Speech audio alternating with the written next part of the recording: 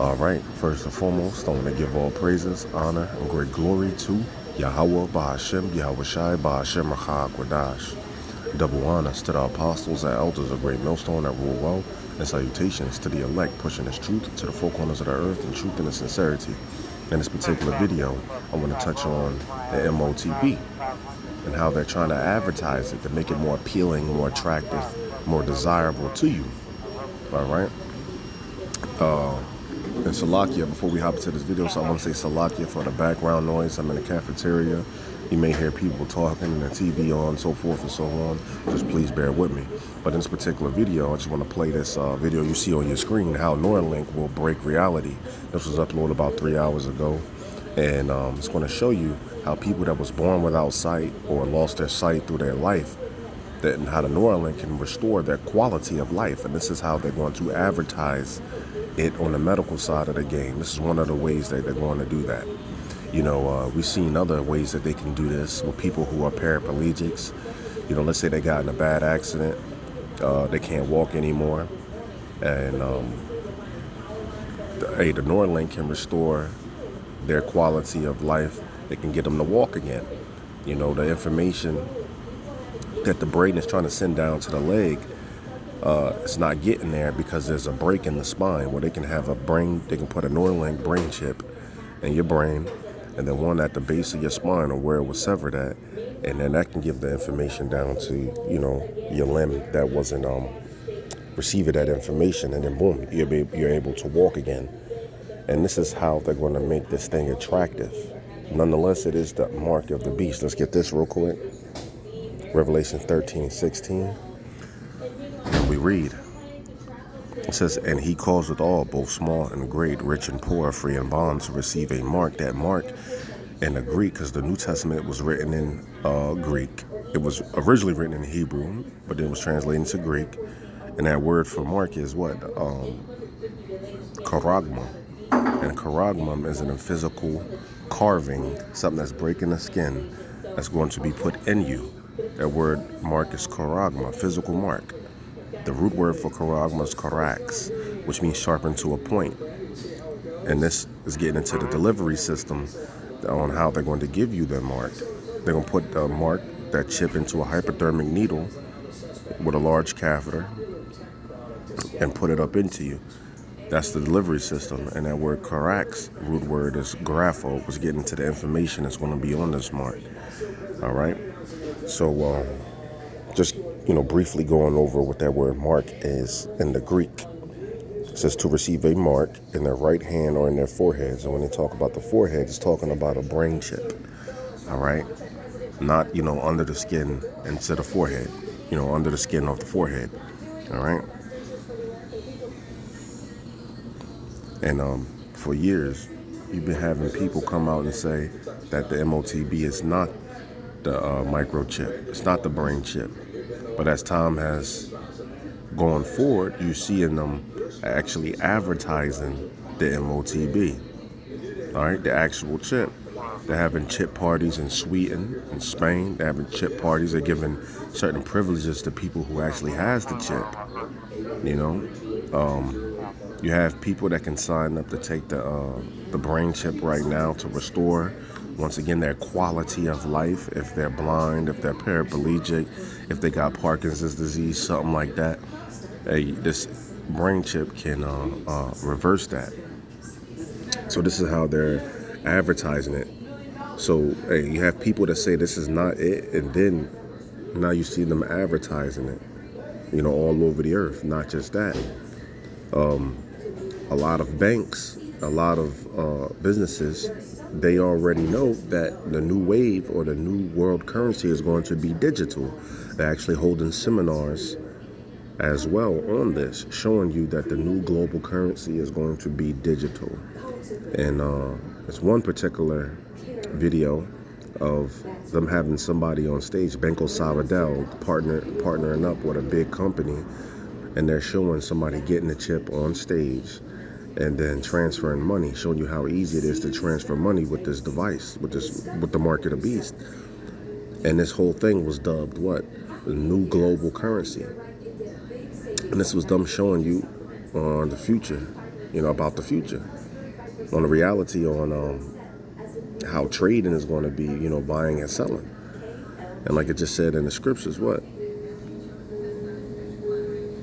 So it's going to have, you're going to have to get this mark. And it says, and that no man might buy or sell, save he that had the mark or the number or the name of the beast or the number of his name. So if you don't have this particular device, you're not going to be able to make a transaction. You're going to need the chip to even make a transaction. That's the device that you're going to have. All right. And in this seminar that this bank was holding, they were showing you that. All right. But no further ado, Salakia, for seeming a little distracted, I keep my head on a swivel. I am on the plantation. But I'm going to play this video, and then I'm going to get out of here before my break is over. All right? What if the line between reality and imagination vanished entirely? Neuralink isn't just another tech innovation. It's a revolutionary leap into a world where your brain becomes the interface, blurring the boundaries of what's real. Imagine tasting colors, feeling the internet, or seeing dimensions beyond human vision. This isn't science fiction. It's the future Neuralink promises, and it's poised to shatter our very concept of reality. Ready to have your mind blown? Let's dive in. Mark Zuckerberg and Meta have just unveiled a groundbreaking product, fully holographic augmented reality glasses called Orion. Mark believes that devices like Orion, the Meta Quest, and the Apple Vision Pro will shape the next major computing platform, taking us beyond the smartphone era. And honestly, he might be onto something. But let's take a step back. Does anyone really want to wear a gadget like this on their face all day? Sure, these futuristic glasses can enhance reality, which is impressive. But let's talk about truly redefining it. Enter Elon Musk's Neuralink, a project in development for the past 8 years. If augmented reality represents the next stage of computing, Neuralink could be the ultimate evolution. While Zuckerberg focused on his AR glasses, Neuralink has been making major strides, securing approval for a revolutionary brain implant that could feed computer-generated visuals directly into the human brain. The FDA recently classified Neuralink's blind sight technology as a breakthrough device, paving the way for a new era of human-computer interaction. The development and approval process for Neuralink's blind sight device has been accelerated to make it available to patients as quickly as possible. Elon Musk claims this device will allow people who have lost both eyes and their optic nerves, or even those born blind, to experience sight for the first time. The technology works by replacing the eyes with small digital cameras, similar to those used in Meta's augmented reality glasses. However, Neuralink takes it a step further by surgically implanting tiny wires into the brain through a hole in the skull.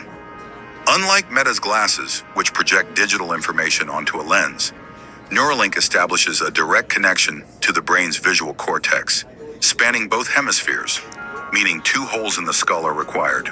The digital cameras capture visual information, which Neuralink then converts into electrical signals sent directly to the brain. This process stimulates the brain to interpret the camera feed as a new field of vision. While it might sound like science fiction, it highlights a profound reality.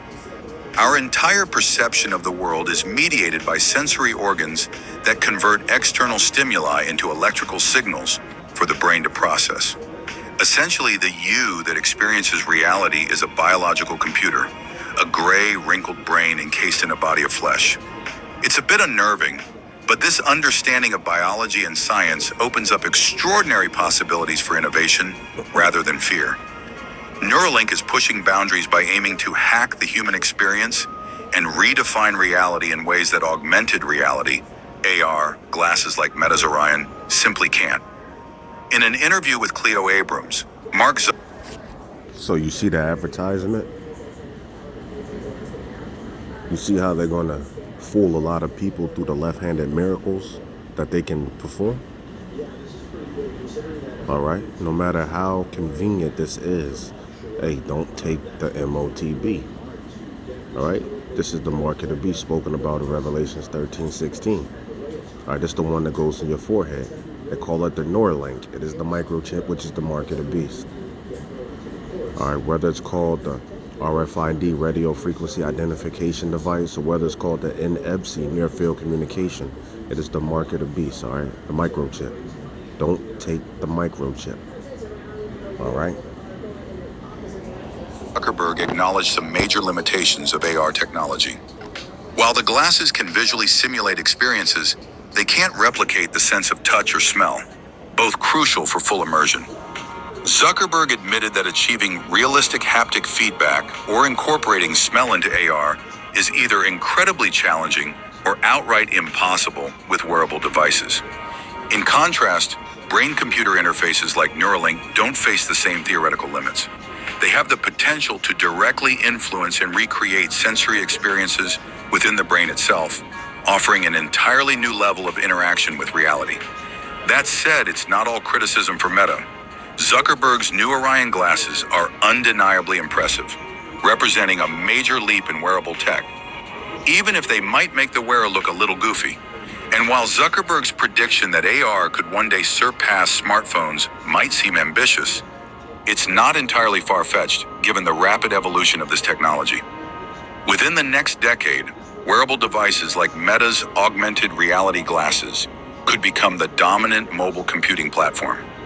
Meta has a significant head start in this race, with plenty of time to refine their technology. Meanwhile, Neuralink's blindsight project, though groundbreaking, is still in its early stages and far from delivering a flashy tech demo. Even Elon Musk has tempered expectations, noting that the device's initial visual output will resemble low-resolution Atari graphics.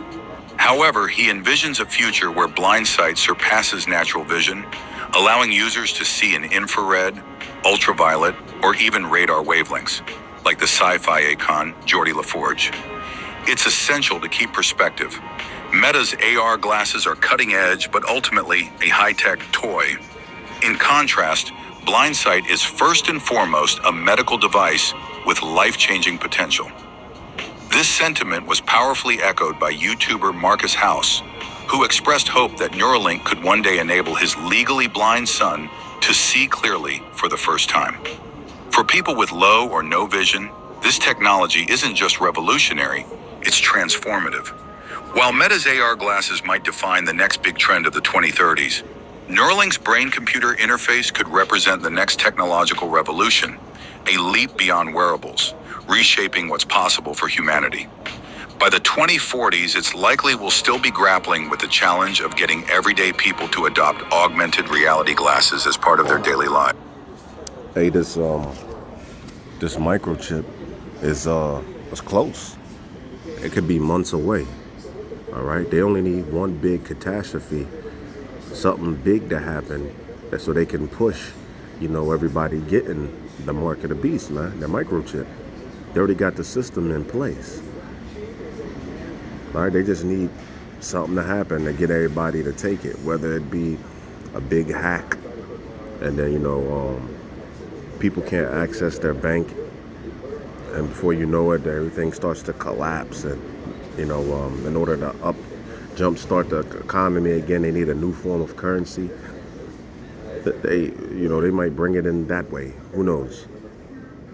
But hey, they just need one big thing to happen so they can push this mark of the beast, man, out here. All right. But anyway, I got to get back on plantation. Hope it was edifying. With that, I'm saying shalom.